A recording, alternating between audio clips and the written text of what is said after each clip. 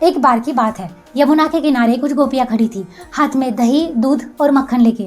उन्हें नदी के उस पार जाना था अपना सामान बेचने के लिए, लेकिन वहां पर ना कोई बोट थी ना ब्रिज। नदी तेज थी और पानी गहरा। सब सोच रहे थे कि अब क्या करें। थोड़ी दूर पर ऋषि व्यास ध्यान में बैठे थे, तो गोपियां उनके पास चली गई कि शायद वो कुछ हेल्प कर सके। लेकिन व्यास देव ने आंखें खोलकर सिर्फ इतना ही कहा कि मुझे बहुत भूख लगी है।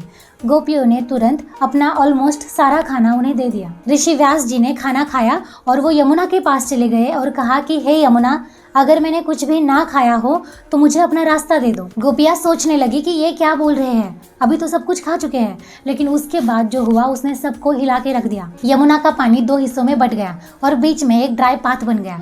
सभी गोपियां व्यास जी के साथ नदी पार कर गई, without boat, without help, just like that. गोपियां कंफ्यूज थी कि व्यास जी ने तो झूठ बोला, फिर भी ये मिराकल कैसे हुआ। उतने में व्यास देव उनकी तरफ मुड़कर उनसे कहते हैं कि जो खाया वो तो शरीर ने खाया, लेकिन मैं तो ये शरीर नहीं हूँ, मैं तो आत्मा हूँ।